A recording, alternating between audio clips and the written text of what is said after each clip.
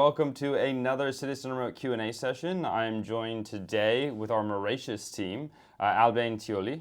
I'm really excited to jump in and understand Mauritius. It seems as though, maybe people aren't as aware. I mean, obviously, we kind of talked right before this. You were saying, well, there's a lot of interest in real estate investment for U.S. citizens recently, which is great to hear. I think it's a beautiful island just, off the south of Africa. So really excited to kind of make, hopefully, more people aware of the opportunity to relocate on a digital nomad visa. We'll kind of expand the conversation maybe beyond just the digital nomad visa to dip our toes in other things. Obviously, as we'll understand here shortly, with your services through Citizen Remote, we can offer all different types of visa and investment opportunities. So your team down in Mauritius can help with that. So really excited to hopefully open people's eyes and beyond that. Albane, welcome to the episode. Thank you, Tim. Yeah. So okay, just to dive right in, I think the best thing would be, what is the digital nomad visa available in Mauritius today? Yes, very good question. So the main digital visa that we have here in Mauritius is called the Premium Visa. It's a 1 year long visa. It's kind of a long-term tourist visa, kind of, because you remain a tax resident in your home country, but you come to Mauritius and you can live up to 1 year here. You can open a bank account here. You can register your kids at school with that digital nomad visa, and it's a renewable visa. You can renew it as many times as possible as soon as the authorities accept your application. Mm. Wow. So just to get that straight, so let's say I was there for 12 months. I wanted to extend it for another 12 months. That means that I'm still, after 24 months, paying taxes in my home country? Yes, that's mostly the case. If you wish to pay taxes in Mauritius or not be a tax resident in your home country based on the convention that exists between Mauritius and about like 46 countries around the world, you can register as a tax resident in Mauritius. For that, you will need a residency permit or work permit in Mauritius. But basically, because it's considered as a long-term tourist visa, and because you cannot invoice your business from Mauritius, for instance, or you can invoice your clients from Mauritius, then you won't pay tax in Mauritius under that premium visa.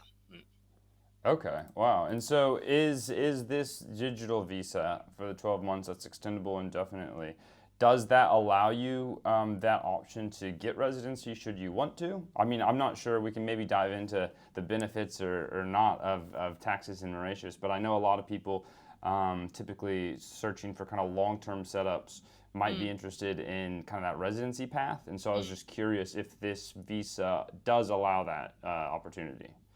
So the visa doesn't allow it in itself, but I would say it's a temporary visa if you want to try out the destination, if you want to see if Mauritius would be a good match for your business, for your life, for your family, for whatever project you have. Um, as soon as most people that we accompany when it comes to premium visa, after a few months, after 1 or 2 years, they switch to another type of permit, which is a residency permit. If you want Okay. to switch to work and residency permit, then you will have to either find a job in Mauritius or to set up your own business here in Mauritius as a self-employed or an investor. Mm. Okay. And so obviously kind of just diving into that residency pathway. If somebody is on that digital nomad visa in Mauritius, can they switch to that residency permit? Obviously, it's a separate application. There's things you have to jump through there to make that happen. Can they do it in Mauritius, or do they have to go home to their home country first? No, this is where the premium visa actually helps, is that you can do it from Mauritius. So as soon as you're under premium visa, it's kind of easier because you're already there. You don't have to move out from the country. You can start the application straight away from Mauritius. So this is where it's actually easier, but on all other on every other aspect, it's actually a new application that you have to do with a business plan, with lots of requirements. Okay. And so maybe just really quickly, who might be eligible for that premium visa? I know you said that it gives you that kind of long-term residency, but who would be eligible? Is somebody who's eligible for just the digital nomad visa eligible for the premium visa, or is it there Pretty extra much qualifications? Yeah, pretty much anyone can be eligible for premium visa. The main condition, the main requirement is money income requirement. So basically, you need to prove as an individual that you earn at least $1,500 per month per adult, plus $500 per month per a dependent child, for instance. Your dependents can be your spouse and your children. So as soon as you fit that requirement, as soon as you have an address in Mauritius, a health and travel insurance, and a return flight ticket above 6 months, ideally 1 year, then you're good. You can come to Mauritius on the premium visa. You can apply for the premium visa. You're eligible. Okay, and that premium visa, as you mentioned, does offer that pathway to residency. So that's different than the digital visa. Is that correct? No, the premium visa was created during the COVID era for digital nomads. So it's really targeted at people who do remote work, remote citizens somehow. But Hmm. really, we what we observe is that many people, from retired people to entrepreneurs to remote citizens to digital nomad, use that visa under the condition that want to spend at least 6 months in the country. If you wish to spend less than 6 months in the country in Mauritius, then you can only opt for a tourist visa, which is in most cases granted upon arrival for three Okay. months renewable. So yeah, it's mostly for those who wish to spend a little extra time in Okay. paradise. Yeah, absolutely. And so it helps to understand, I think, for any listener out there, when you say premium visa, it's the same thing as when I'm calling it a digital nomad visa, correct? Exactly. This is why we consider Okay. it as digital nomad visa here in Yes. Mauritius. And so that helps because it's not always digital nomad visa, as people Yeah. call it, across the board. Each one has like a unique name. So when you say premium visa, you're referring to what we would otherwise call a digital nomad visa. Absolutely. Yeah. Cool. And so then maybe we can get clarification on that pathway to residency that you said. After you've been there for a while, and then you can switch and stay and apply in person. What is that? That's just you're applying for a temporary residence permit, or Yes, so it's a long-term residency permit. It's a 10-year long residency and work permit in most cases. okay, You either you're either employed in a company in Mauritius or you're self-employed, so you have your own business with clients abroad or in Mauritius, or you're an investor. The investor is someone who is investing in a business here in Mauritius, or is creating his own business, a domestic company most times. Um, so it really depends on the project. It really depends on how much turnover you're making. It really depends on whether you want to employ people here in Mauritius with your business or not. And it really depends whether you have diplomas or not. For instance, for the self-employed permit, there's a requirement that you have original diplomas linked to your business. Um, okay, both self-employed and investors permit also require that you make a first money transfer. There's a investment that you should make in the country. Basically, for the self-employed, you should invest at least $35,000. You should transfer money from a bank account abroad to your bank account in Mauritius. This money okay, isn't frozen though, which is important to know. And for the investors permit, you need to invest at least $50,000. okay. Okay, cool. So, I guess when I was asking earlier, what I assumed was this visa category. I said who's eligible in terms of money. You were talking about that 1,500 a month. That was for the digital nomad visa equivalent. And this one, it's you're saying it's not necessarily a monthly amount that you have to make. There might be a monthly amount, and if there is, let us know. But otherwise, it's at least just investing that 35,000 in, and then depending on how much you make, whether it's self-employed or with a company, you'll get kind of the length of that visa awarded. So like you might not get 10 years, but you might get. Is that Not correct really. or? No, so basically, you need to invest money and you need to have a business plan. Yeah, the authorities need to approve your business plan for the business you want to create here in Mauritius. But after 10 years, they would actually check if you wish to renew your permit or your visa, they would actually how much you've made as a turnover for the Okay. past 10 years.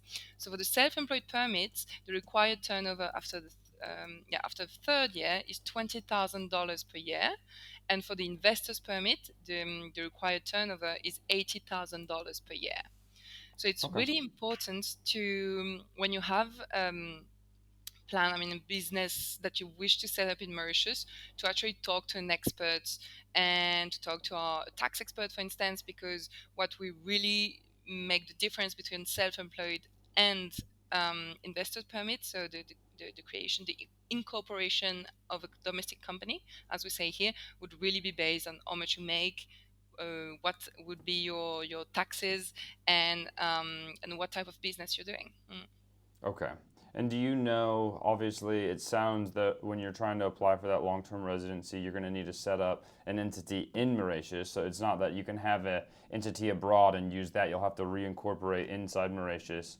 Do you know if remote companies, like if you work online, is that something that would qualify, or is it like you have to have something like locally where you're like opening up a physical entity and doing something? So if you work online as a remote worker for a company that is based abroad, that is not your company, that another company, then the digital nomad visa is the best. Hmm. If you work online and as a freelancer, for instance, then the self-employed visa might be the best for you. Okay. But then, if you have, if your company is quite big already, even if you're a freelancer, but like your own company is quite big, or if you are planning on employing people, then a domestic company would be more interesting, and you need to set up a domestic company. We don't need to set up a self-employed company. It's only a self-employed permit. You work as your own as a freelancer. For an investor, we need to set up a domestic company, and then the investor permit will be attached to the company itself. Okay. Perfect. So definitely a lot of different pathways depending on who you are. This is why we have experts in the country to assist. So if this is like piquing anyone's interest and they're like, okay, maybe I might be eligible, this sounds like a great option. Not only is there like an extendable 12-month over 12-month with just getting, you can still file in your home country, which is probably a great option for a lot of people. I know for US citizens who always have to file at home anyways, no matter where they're living for how long, that's probably a great option. But then there's also options where you can get set up, get that long-term path of residency. So it seems like there's a lot of great options, and if this is piquing anyone's interest, they can definitely book a call. There's a link in the description in this video. So one thing I was curious about is you said that you need to, for going back to the digital nomad visa now, we're hopping around a bit, but going back to the digital nomad visa, you said that there is a 6-month return flight, or you have to show that you have a return flight. So does that mean that, I assume you're not able to go to Mauritius and apply for that visa, the digital nomad visa, in Mauritius? You have to apply in your home country, is that correct? No, actually, you can come on the tourist visa and apply from Mauritius. However, I would be very cautious when it comes to different types of nationalities. Most nationalities have a 30 days visa or 60 days or 90 days, but some nationalities have only a 15 days visa granted upon arrival, and others don't Okay. even have a visa granted upon arrival. So for those, because the digital nomad visa takes about 3 months to be delivered, then I would definitely recommend to start abroad and then to come in Mauritius to finish the last procedures if needed. But there's no really procedures. As soon as you have your electronic visa, we send it to you, and then you can come to Mauritius freely, and you don't have to spend a full year. Actually, you can travel as you wish. Okay. But for those who want, they can come as a tourist first and then apply straight from Mauritius. Absolutely. Okay. And so, and you said a 3-month timeline. That's good for people to be aware of. Is that for all nationalities, or is that certain nationalities? Is that just kind of the average? It's really the average. Most nationalities, like we do all nationalities, as you know, and really this is what we've been observing. Even though online you can find that visas are ready in 48 hours, this is not true. We know that by experience it is not true. It takes about like 3 months. um, there's no really bypass to that. It really depends on the authorities' lot of work. It really depends on whether we have received the right documentation, or if you have what we call complicated nationality, something that is a bit more complicated. For instance, I have the example in mind of people who are citizens of Iran. Definitely, you will need to start abroad the procedure with an agent, for instance, and as soon as you arrive, they may ask to meet with you, which is absolutely all right. This is usual procedure, but that doesn't happen with other nationalities, for instance. Okay. And then maybe one more clarification on that 30 or 3-month window. Is that for you to begin and end the process, or is that for after you've submitted? So obviously there's the whole Oh, gathering the documents and making sure mm, everything's there and then submitting. but maybe Mm. you can clarify what that 3 month timeline Yes, includes. absolutely. This is the whole process from collecting documentation to submitting to get your electronic visa. Obviously, the processing by the authorities only takes 20 to 40 working days. Okay, perfect. So that's good to know. 3 months is actually, in terms of most visa applications, that's pretty ideal. It's not too long. Like usually, I know some countries around the world take like 6 months or longer. So I mean, yeah, that's pretty ideal. In terms of insurance, do you have to, like, maybe we can just kind of run through really quickly, like insurance, like do they need a background check, and do they need like accommodation set up beforehand? Yeah, so they need a health and travel insurance that includes repatriation if needed. What is important to have in mind is that this health and travel insurance should start on the date that you're planning on coming to Mauritius because the digital nomad visa will be granted based on those dates. Mm-hmm. But that's pretty much it. They don't do a background check. You don't have to take a medical test or whatever. It's only a health and travel insurance of 1 year. Mm-hmm. For accommodation, it is, yeah, they ask for you to have an address beforehand. That could be an Airbnb, really, or if you found accommodation beforehand, um, we can also help with that. So everything, yeah, everything is possible when it comes to that. And yeah, the last requirement, except money, is the return flight ticket. So Okay. And then I know we talked about dependents earlier as well. A lot of questions that I get is when somebody's bringing their spouse, they always ask, "Is my spouse allowed to work? Are they allowed to work?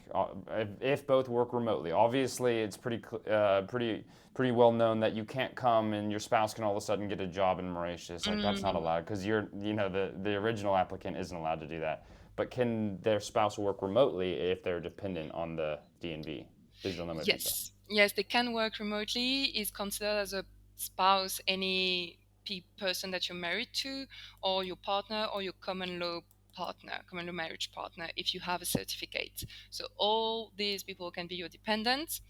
They can do remote work. The same laws apply to them. However, they cannot work in Mauritius. They cannot find a job on the Mauritian market, but they can do exactly the same as their partner. Mm. Okay. And then, I mean, we're kind of flying through this, which is great. I guess it's been like over 17 minutes here, but yeah. So, the last question I really have is general cost of living. Like, I've seen pictures, it looks freaking beautiful down there. I'm actually going not to Mauritius, but South Africa in a few weeks. So, Oh, like, I'll get kind of the vibe slightly. But what is the general cost of living in, like, kind of just an area in which you think an expat might feel comfortable? mm. I believe expats might feel comfortable either in the north or in the west, which are the most developed parts of the country. This is where they get to meet other expatriates too, so which is really really nice, and other digital nomads. Really, I would recommend to have at least what the digital nomad visa requires: $1,500 per adult plus $500 per dependent child. This is the strict minimum. Just to get an idea, her house or flat here, the rent is about $800 to $2,500 a month. Renting a car, and it's really necessary to rent a car here in Mauritius, it's about $400 to $700 per month. Okay. Food is about $200 to $500 per month. So, and you have the health insurance also, insurance that Yeah. you need to take into consideration. So I would say this is, yeah, basics to start and to get the life you wish to have in Mauritius also, because you would love to, I mean, you will love to try everything here, Yeah. kite surfing, exploring, boat days. So yeah. Yeah, I mean, it sounds like a good life, an island life living down Mm, there. So, okay, well, wonderful. So, yeah, I mean, it sounds like if you do the math really quick, like that 1,500 a month for an individual. I mean, obviously, you can probably do it if you're like sharing an apartment or something. But if you kind of want mm, your own place where you yeah. work and stuff, you're probably gonna want a little bit more than that. It Definitely, sounds like, definitely. yeah. I wouldn't say something very clear because it really depends also what is your standard of life. Hmm. Originally, some people really happy with eating Mauritian food, others want to eat Western food. So it really depends on what is important to you. But this is, yeah, strict minimum. I would say it's quite, yeah, probably double that minimum. Okay, perfect. All right. Well, Albin, is there anything that we missed? Is there anything that we didn't cover with my questions? Anything that you just think maybe you just want to tell people about and let them know? No, I believe Mauritius is a hidden gem. Really, not a lot of people know about it. It's really worth trying out. We have so many people from the world here. You know, South Africans. A lot of South Africans come to Mauritius. We have Italians. We have people from all over Europe. We have a few Americans too coming, Canadians. So. And the Mauritian culture is just extraordinary. It's a multicultural country. So I really, really hope that more people would come and see and try this paradise. Definitely. Amazing. Amazing. All right. Well, thank you so much again. If anyone has detailed questions or wants to understand their situation, book a call. It's in the link. Your team is great down there. And you know, after I have these conversations, like sometimes I'm like, okay, great, thank you so much. And then sometimes I'm like, wow, I really want to live there now. And this is like one of those conversations where like, I at least need to go visit it Yes, because it definitely. sounds like a great option, especially with the whole being able to stay 12 months to 12 months and not even set up your taxes. Like you can still just pay normal. Like that's such a nice benefit. Anyways, so wonderful. And hopefully people will reach out if they're interested.